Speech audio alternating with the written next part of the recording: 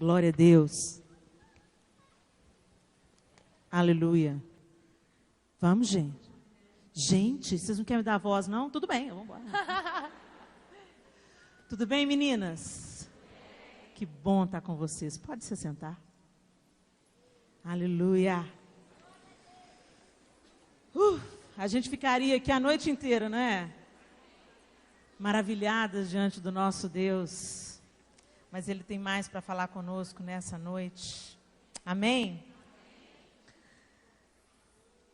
É uma alegria muito grande estar com vocês nesse culto de mulheres, porque eu acredito mesmo que uma mulher restaurada, uma mulher curada, é um lar restaurado, um lar curado. Eu sei que Deus vai nos levantar para sarar os nossos lares. E essa cura entra primeiro por cada uma de nós, amém? Passa pelo nosso coração. E isso vai redundar em gentilezas, em um coração manso, em um rosto alegre. Isso faz toda a diferença dentro de um lar. Quando tem uma mulher mal-humorada em casa, ninguém aguenta. É verdade ou não é? O homem fica mal-humorado, a gente ainda segura a onda. Mas quando a mulher fica mal-humorada, meu pai. Mas o Senhor quer fazer uma obra linda nos nossos corações, amém? Abra sua Bíblia comigo no livro de Ruth. Ruth, capítulo 1.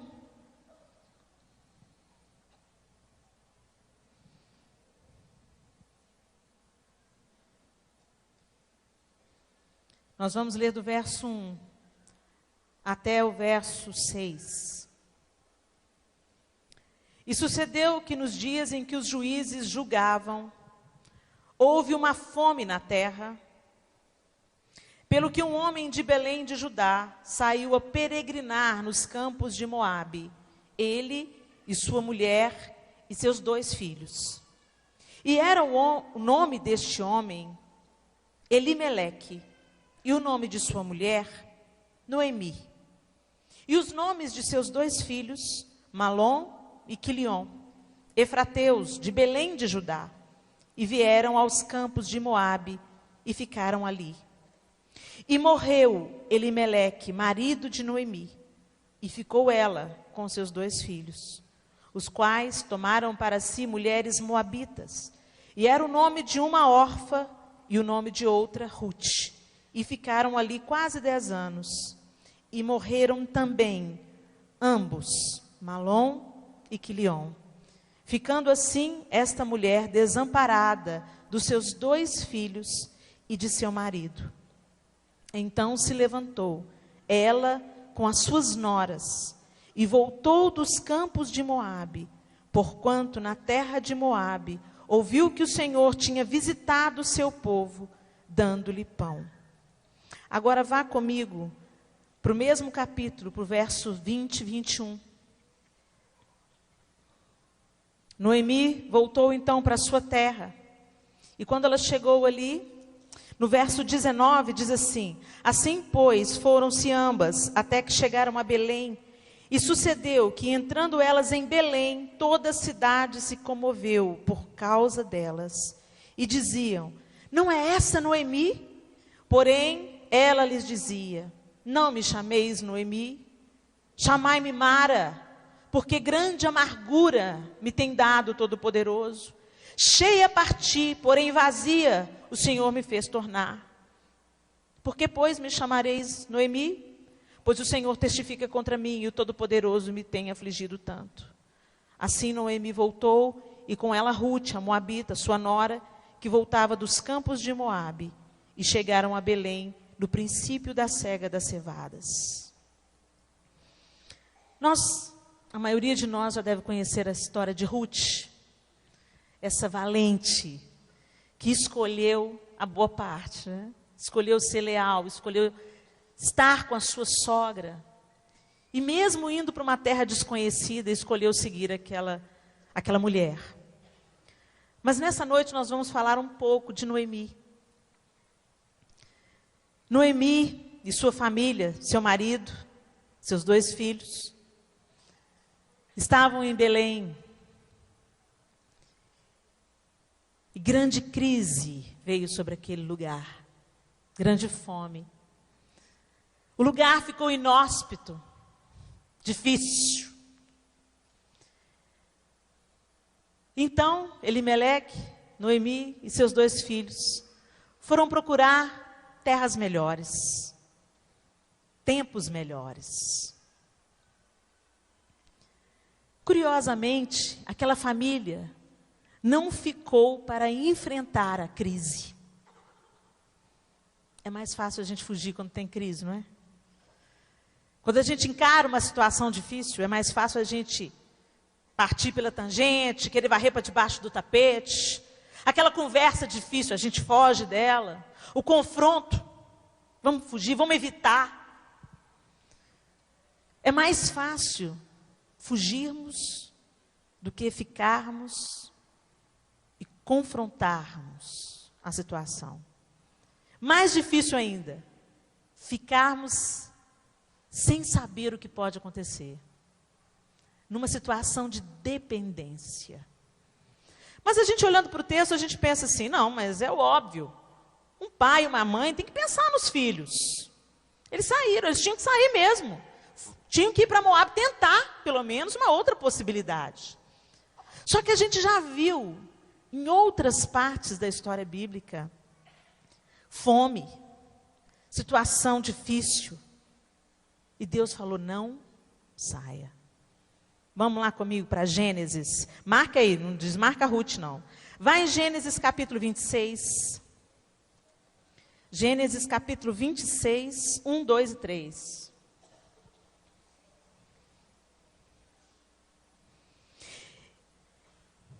Gênesis 23. E havia fome na terra, além da primeira fome que foi nos dias de Abraão. Por isso foi-se Isaque e Abimeleque, rei dos filisteus, em Gerar. E apareceu-lhe o Senhor e disse, não desças ao Egito, habita na terra que eu te disser. Peregrina nessa terra, e serei contigo, e te abençoarei, porque a ti e à tua semente darei todas essas terras e confirmarei o juramento que tenho jurado a Abraão teu pai. E multiplicarei a tua semente como as estrelas do céu, e darei à tua semente todas essas terras, e em tua semente serão benditas todas as nações da terra. Porquanto Abraão obedeceu a minha voz, e guardou o meu mandamento, os meus preceitos, os meus estatutos e as minhas leis. Assim habitou Isaque em Gerar. É diferente. Era a mesma situação. Era fome, era escassez, num tempo em que a fome determinava tudo. Não tinha supermercado não, gente. Se a terra não desse o fruto, as pessoas morriam de fome. Mas Isaque ouviu Deus. Elimeleque não. Elimeleque foi movido pelas circunstâncias. Noemi, sua esposa, eles foram movidos por aquilo que eles viam. Parece legítimo, não parece? Está difícil, vamos sartar fora, não é isso? Mas a mesma situação Isaque viveu. Mas ele ouviu o que Deus disse, não desças ao Egito.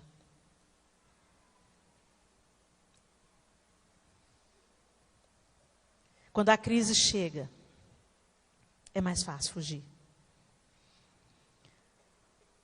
Porque a crise revela quem nós somos. E a crise revela de quem nós dependemos. É mais fácil, quando seu marido está com um emprego que ganha menos, você arrumar um emprego para ajudar o seu marido. É mais fácil você colocar os seus filhos na creche, no hotelzinho, no berçário, porque afinal de contas, você é uma mulher do século 21 e você não pode ficar em casa dependendo de um homem. É mais fácil você inventar uma carreira do que você encarar as suas amigas dizerem para você que você é simplesmente uma dona de casa. É mais fácil nós obedecermos aquilo que as circunstâncias e aquilo que o século determina sobre nós. E é por causa disso que está faltando pão na casa do pão. Muitas vezes, a gente vê circunstâncias dentro das nossas igrejas, e eu posso falar por todas, porque eu tenho caminhado muito pelo Brasil e para fora do Brasil, e eu sei que essa é uma realidade que tem assolado a instituição igreja, não a noiva, a instituição. Coisas que estão acontecendo dentro das nossas igrejas que não aconteciam antes. O divórcio ficou lugar comum. O abandono. Às vezes, você já deve ter ouvido contar algum caso assim. O marido se divorcia da mulher, arruma uma namorada dentro da mesma igreja e vem com a amante para o culto. Nossos filhos estão perecendo porque nós damos mais valor à marca do nosso sapato, à marca das nossas bolsas e ao estilo de vida que desejamos ostentar, porque o século doente diz para a gente que a gente tem que ter e não que a gente tem que ser. E este século está roubando de nós o melhor da festa. Isabel tem 52, Bel? 53. Vai fazer o doutorado dela. Uma carreira, a gente retoma. O crescimento de um filho, não. E quantas coisas nós temos negociado. Às vezes, parece que falta na nossa casa. A gente olha para a nossa TV de tubo. É a nossa melhor amiga. Tem uma TV de LED, 52 polegadas. E você fala, eu preciso. Precisa nada, você quer. Aí a gente canta, né? Meu pastor não vai deixar. Mas Deus, está faltando. Está faltando a televisão de 52 polegadas.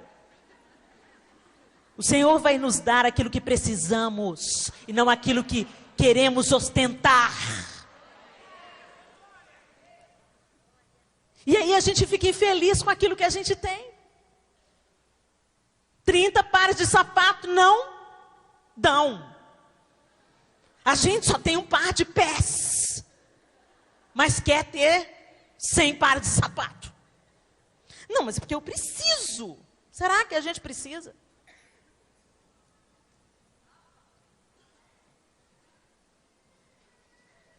Será que a gente precisa de ter as coisas que este século doente está colocando nas nossas mesas, enfiando goela abaixo, dizendo, seu filhinho tem que ter tênis de marca. Meu filho tem que ter a minha presença. Meu filho tem que ter o meu abraço. Meu filho tem que ter o meu amor. Meu filho tem que ter o meu conselho. Meu filho tem que ter a minha intercessão. Meninas, acordem. O diabo inventou uma música chamada consumismo. E nós estamos dançando essa música. Enquanto nós estamos dançando, lindas, bem vestidas, penteadas, com bolsas de marca, a classe média rouba por prazer. O crack está matando aqui a poucos quarteirões da nossa igreja.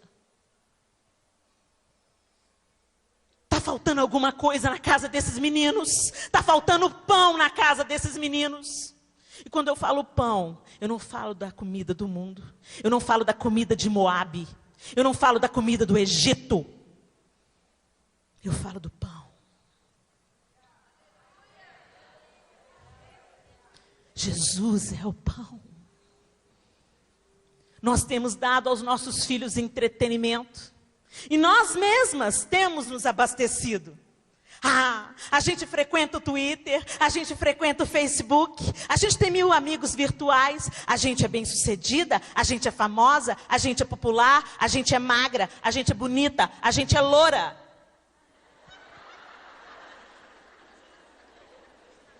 E aí eu te pergunto, quando a coisa sacode, o que derrama?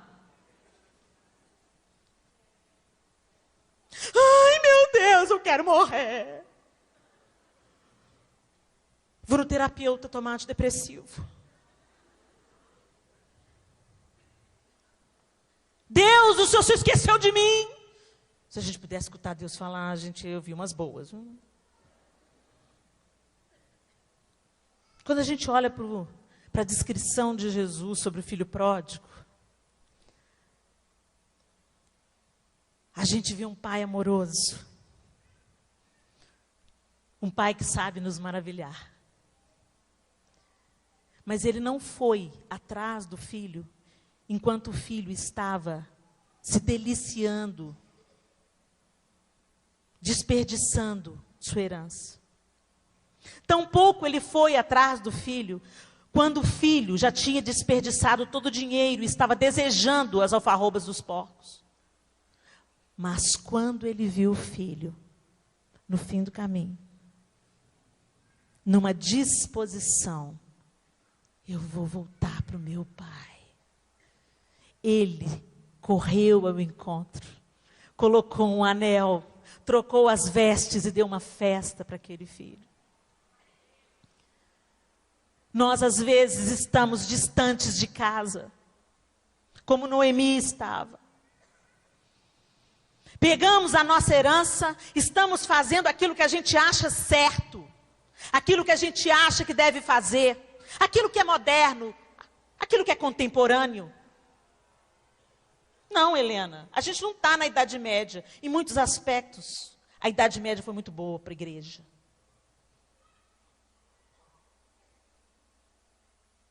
Uma vez um professor meu de faculdade falou assim, crente está preso na Idade Média. Eu falei assim, eu prefiro permanecer na Idade Média do que ir para o inferno. Mas a gente quer ser moderna, a gente quer ser antenada. E aí, a gente gasta o nosso tempo com aquilo que não é pão. A gente tem tempo para o Twitter, a gente tem tempo para o Facebook, a gente tem tempo para conversa fiada no telefone celular. Aliás, esse pequeno aparelhinho, que antes a gente vivia muito bem sem ele, e agora se ele cai no vaso, a nossa vida fica devastada. Meu mundo caiu. Meu celular morreu. Tem gente que chora mais pela morte do celular do que pela morte do cachorro. Se bobear nesse ritmo, daqui a pouco está chorando mais pela morte do celular do que por morte de gente. Nós nos tornamos escravas de um sistema de pensamento. Enquanto o apóstolo Paulo diz, não vos conformeis com este século. Eu gosto da versão do Eugene Peterson, a mensagem, que fala assim, olha, não se conformem demasiadamente com a cultura deste século. Eu gosto disso, a cultura. A televisão, o entretenimento, os filmes, a gente sabe tudo, mas ninguém leu a Bíblia toda. Ai, eu não tenho tempo para orar. Olha, vai ler a Bíblia, eu me esforço, mas dá um sono. Mas não te dá sono quando você está falando mal da vida alheia no Twitter, né? Meu Deus. Dá um cutucão nessa mulher que está do seu lado e fala assim, acorda, mulher. Acorda, senão você vai morrer.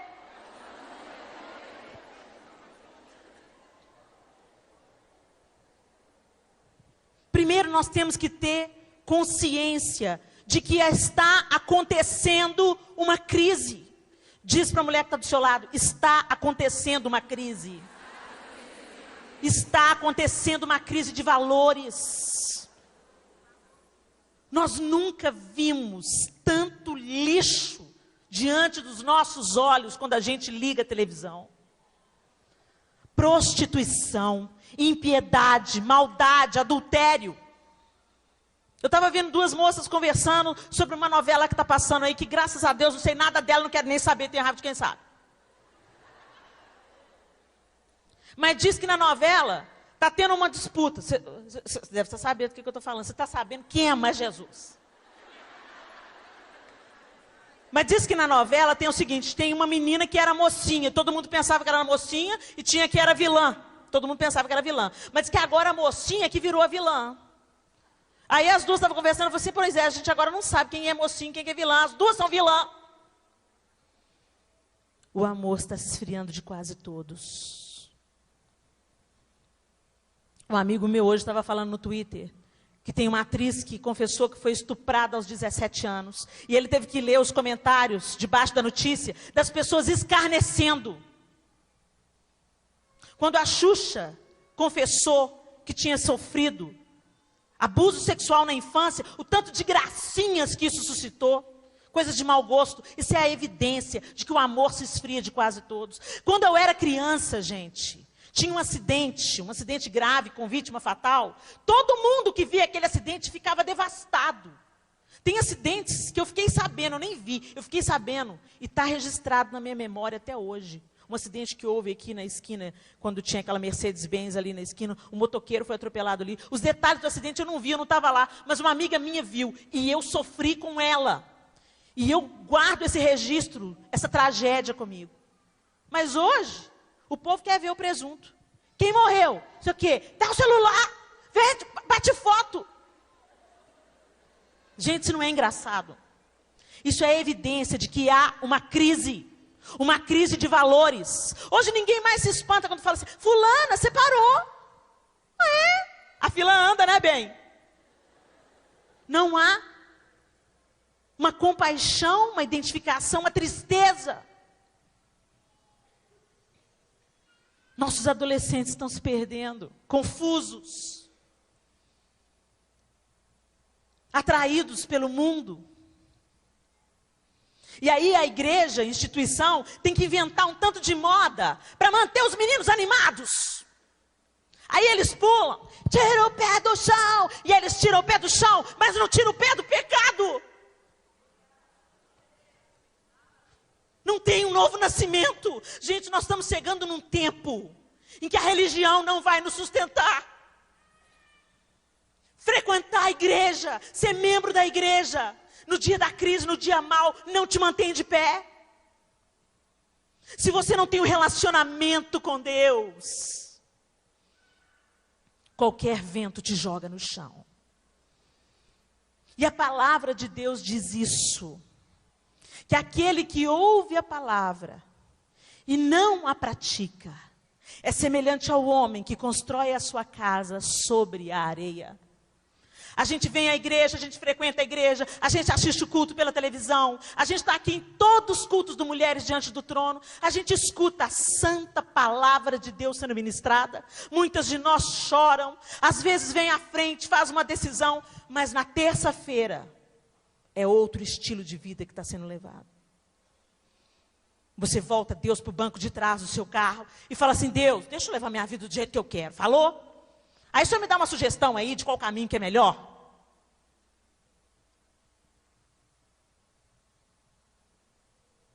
Noemi, Elimeleque, seus filhos, saíram de sua terra. O lugar que estava atravessando uma crise, sim. Faltava pão ali. Mas eles foram para aquilo que aparentemente parecia melhor. E ali, Noemi experimentou a viuvez, perdeu seus 2 filhos, perdeu tudo que tinha. O estilo de vida que este século nos propõe também vai te roubar a alegria. Também vai te roubar seus filhos. Também pode roubar o casamento. E aí você ergue punhos para Deus e diz, Deus, eu estou na igreja, eu dou o meu dízimo. Eu canto no grupo de louvor. Eu sou da intercessão, eu faço evangelismo. Apartai-vos de mim, eu nunca vos conheci. Gente, dura coisa é isso, essa palavra de Jesus é para a igreja. Quem expulsa demônio em nome de Jesus? Quem cura enfermos em nome de Jesus? Aqueles que se dizem igreja. E vão ouvir: apartai-vos de mim. Eu nunca te conheci. A gente vive uma vida religiosa. E o pão falta na nossa casa. Fica todo mundo bonitinho na igreja. Família linda, modelo. Mas dentro de casa, você sabe que o bicho pega. Minha casa não é perfeita. Está lá a tia da Ana para testemunhar, a Vera. Mora do meu lado. Ela sabe os dias que estão ruins lá em casa. Não posso ocultar. Nem quero, porque onde há luz tem que ter conserto. Quando a gente vê que a coisa está errada, a gente tem que consertar. Pare de varrer os seus problemas para debaixo do tapete e viver de aparências como se nada tivesse acontecendo. Quando há consciência de uma crise, é o começo da restauração.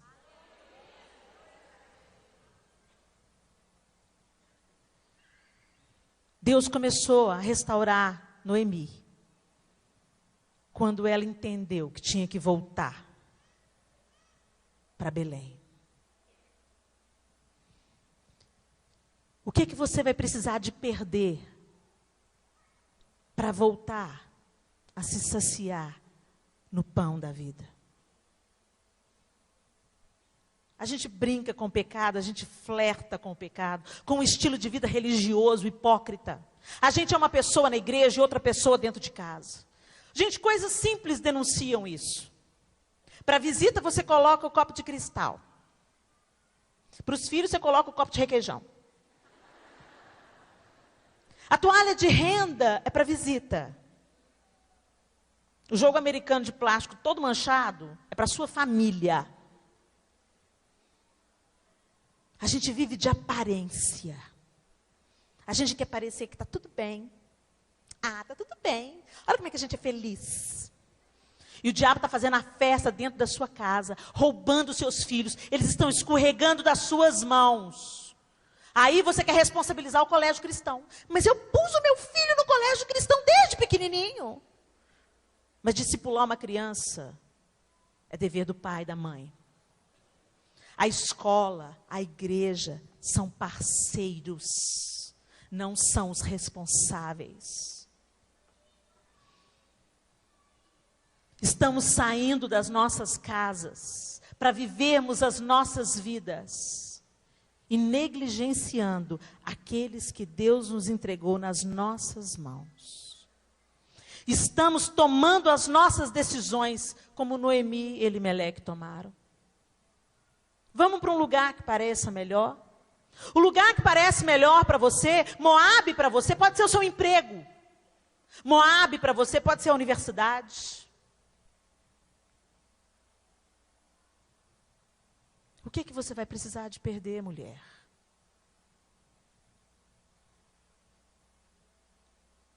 Olha para dentro da sua casa. Como é que está o seu relacionamento com o seu pai? Se você é solteira, como é que você se relaciona com seus pais, seus irmãos? Não, mas eu não tenho responsabilidade com meu pai e com minha mãe, não, Helena. Eu tenho responsabilidade com meus filhos quando eu tiver. Não. Sua família é responsabilidade sua. Para a igreja ser uma igreja sarada, a sua casa tem que ser sarada. Se tem uma célula doente no corpo, isso se chama câncer. Destrói todo o corpo. Mas a gente quer que a igreja seja a solução. Não, eu vou na igreja, eu vou no culto e Deus que se vire, que eu estou indo na igreja. Não é uma negociata. Não é uma barganha, não é uma mesa de negociação. Deus, eu faço tudo certinho, tá? E aí o Senhor cuida dos meus. Gente, eu nunca achei esse versículo na Bíblia. Vai fazer a minha obra que eu cuido dos seus. Eu nunca achei. Se você soubesse, você me fala. Agora, eu sei que Deus respalda a gente quando a gente está fazendo o que Ele quer. E não o que a gente quer fazer para sair fora da responsabilidade. Vocês estão me entendendo? Não, porque eu estou fazendo a obra de Deus. Mas o marido está furioso em casa, porque não tem uma camisa dele passada. Aí você fala assim, homem carnal. Eu estou fazendo a obra de Deus. Seu marido não é obra de Deus, não? Casamento não é obra de Deus, não? Educação de filhos não é obra de Deus, não? Então me conte o que que é.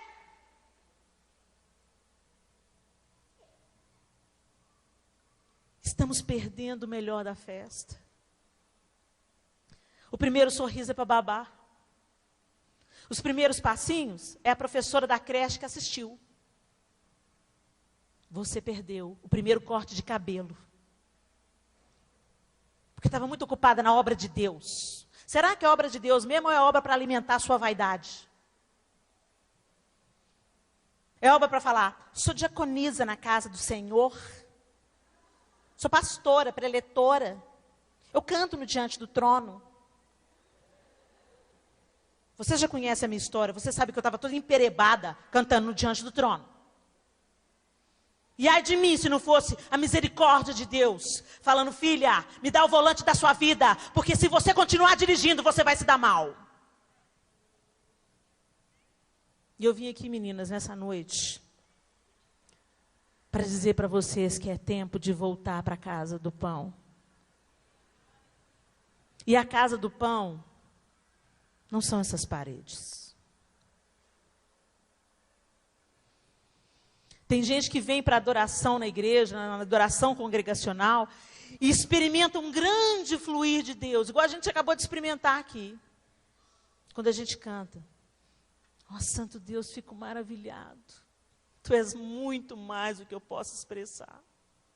E a gente sente aquela presença gostosa, que a gente só sente aqui.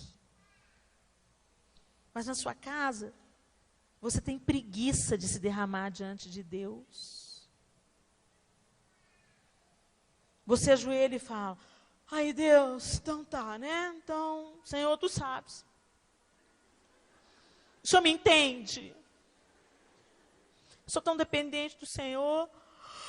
Eu estou tão cansada. Me ajuda, tá, Senhor? Cuida dos meus filhos, do meu marido, do meu pai, da minha mãe, dos meus irmãos. Amém. Aí chega aqui na igreja. Derramo meu amor sobre ti. Tem alguma coisa errada aí.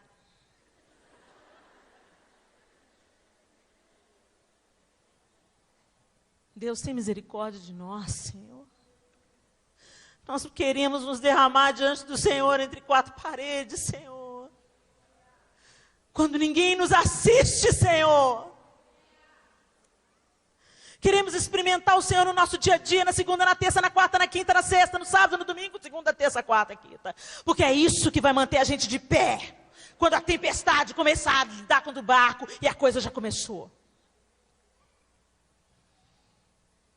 Eu não sei quanto a vocês, mas tem dia que eu escutando o noticiário, me dá vontade de morrer. Eu falo assim, ô Senhor, leva para casa.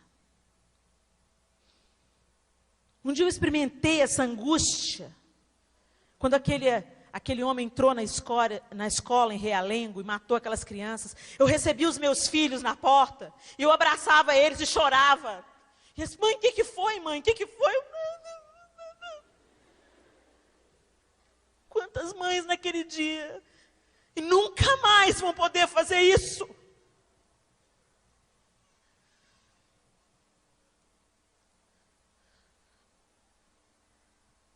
O fato de pertencermos a Deus não significa que não experimentaremos aflições, perdas, dores. Não significa que a água não vai entrar no nosso barco. O fato de pertencermos a Deus não nos torna imunes à desgraça, à tragédia.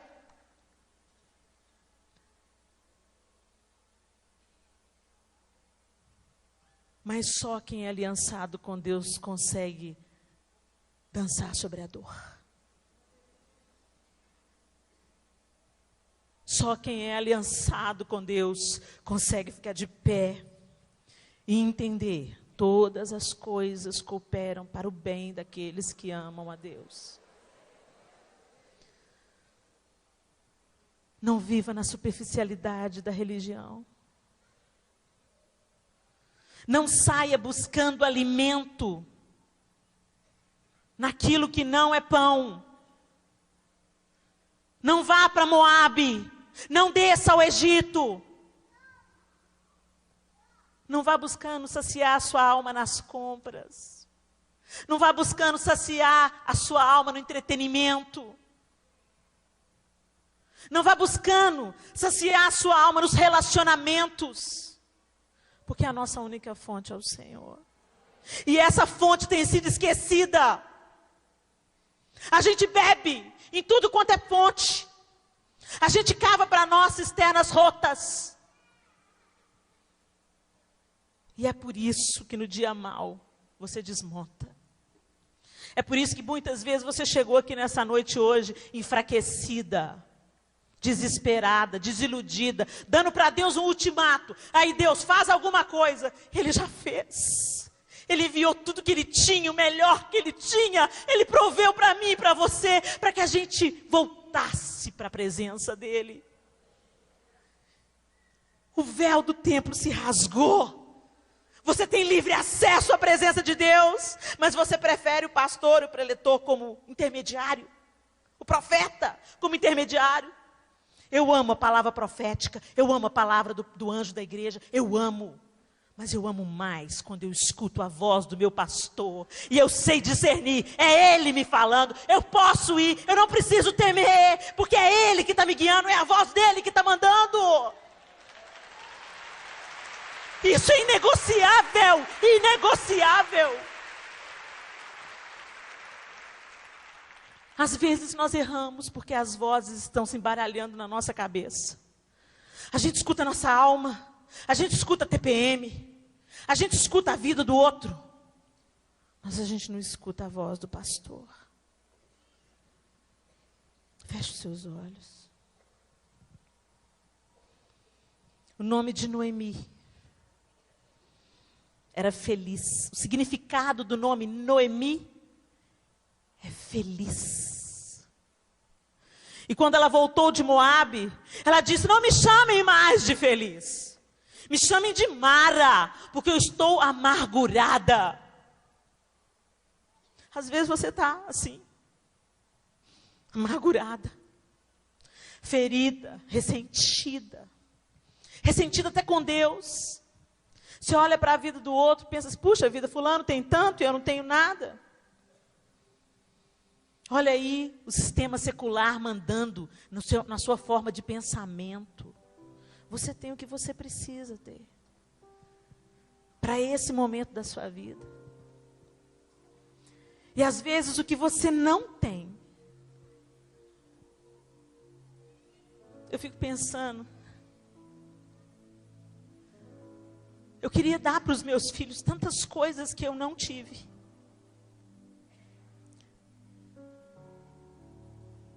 E um dia eu estava pensando: Deus, por que eu não tenho condição de dar para meus filhos mais? Eu queria dar para os meus filhos mais. E o Senhor falou comigo assim: Helena, inclusive o que você não teve, ajudou a transformar você em quem você é. Foi esse o material que eu usei para te forjar, para te formar.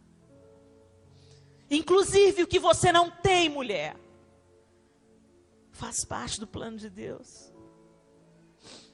Eu me lembro que quando a Ana compôs Preciso de ti não tenho palavras para agradecer tua bondade. Nunca me deixes esquecer que tudo que tenho, tudo que sou e o que vier a ser, vem de ti, Senhor. E o pastor Gustavo falou assim: Ana, você tinha que acrescentar uma estrofe nessa música. A Ana não acatou a sugestão. mas eu carrego ela comigo. Nunca me deixes esquecer que o que não tenho, o que não sou e o que não vier a ser, vem de ti, Senhor.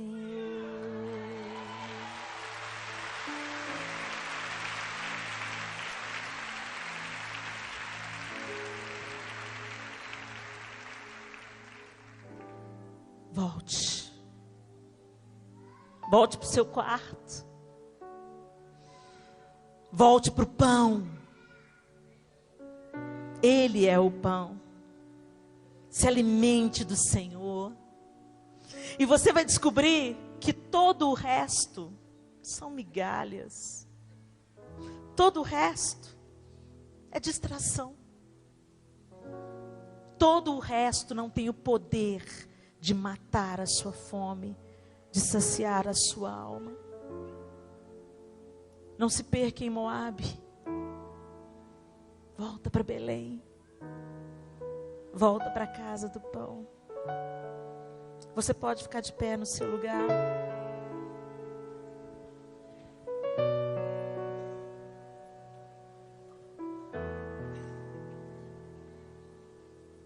Segura a mão da irmã que está do seu lado.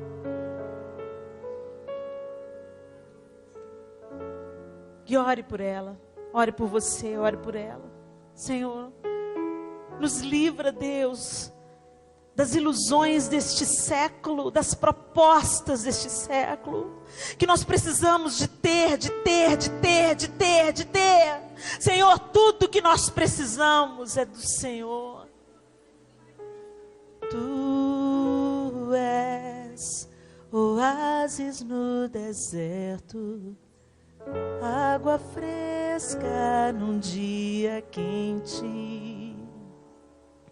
Se eu não parar pra beber de ti, como poderei prosseguir? Tu és o pão que alimenta, verdadeira comida. Se eu não parar pra comer de ti, eu não poderei prosseguir. Tu és a fonte de vida no meu interior.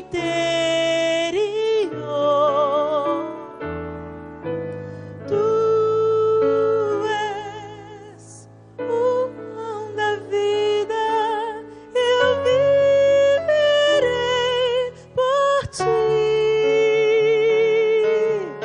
Tu és a fonte de vida no meu interior. Tu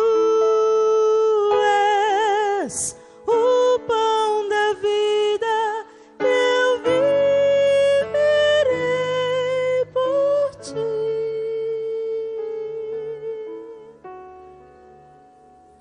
Eu quero te convidar nessa noite, mulher. Você que descobriu nessa noite que tem cavado para si cisternas rotas. Você que está procurando alimento em Moabe, sobrevivência em Moabe.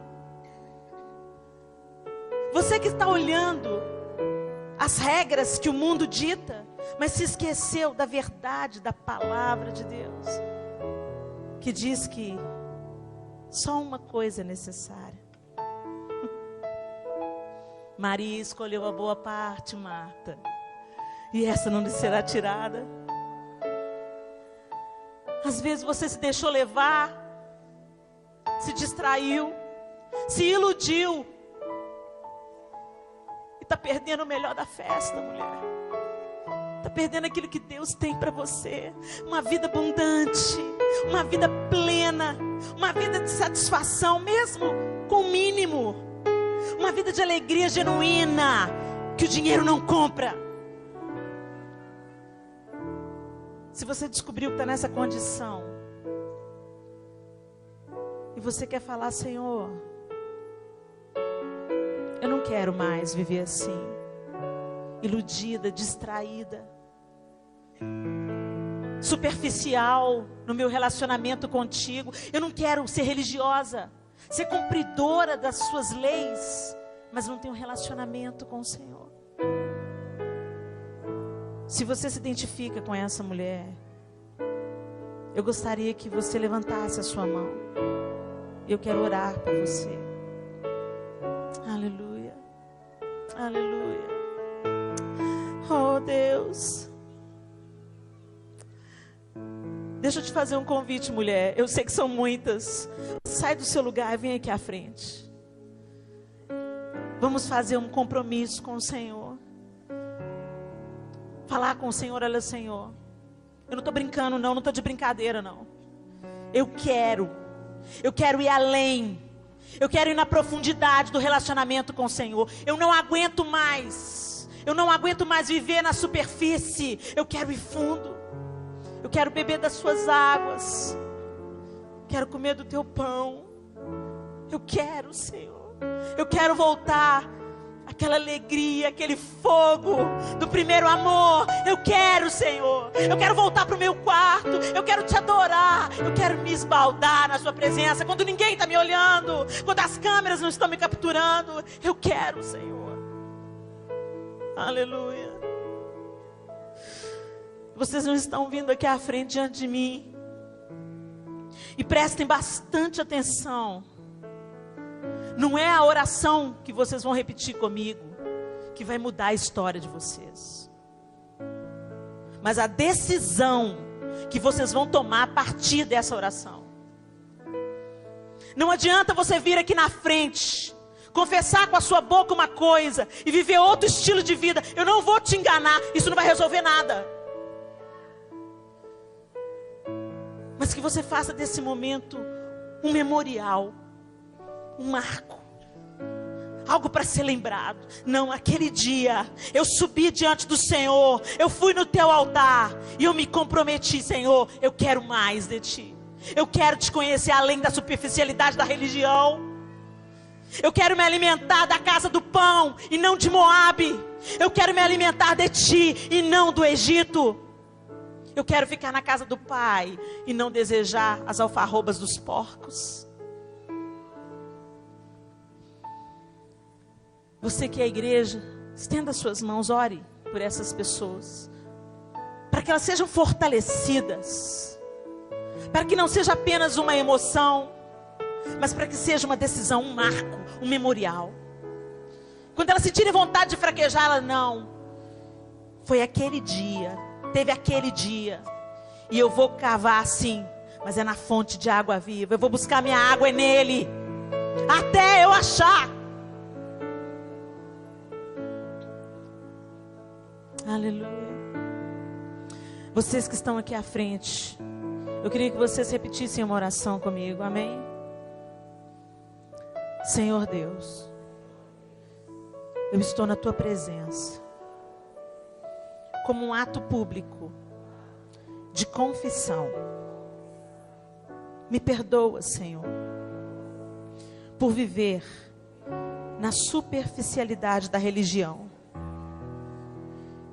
Me perdoa por ter cavado cisternas rotas, por ter buscado a minha alegria e o meu sustento em Moabe. Eu volto agora para o pão, para a casa do pão. Ajuda-me, Senhor, a te conhecer, a crescer no conhecimento do Senhor. Me dá fome, me dá sede. Tu és o pão, tu és a água, e eu quero viver de ti. Ajuda-me a a dizer não para os entretenimentos que tantas vezes me roubam o melhor. Me ajuda a dizer não para a ocupação e para o trabalho que não é a tua ocupação e que não é o teu trabalho para mim. Ajuda-me a desfrutar da alegria, da simplicidade, e ajuda-me a ter uma mente conformada à tua palavra e não a este século. Perdoa-me e a partir de hoje ajuda-me a buscar a tua face, não apenas quando eu venho à igreja, mas no secreto do meu quarto, quando ninguém me vê. Eu quero que os teus olhos me encontrem, em nome de Jesus. Amém. Aleluia. Aleluia.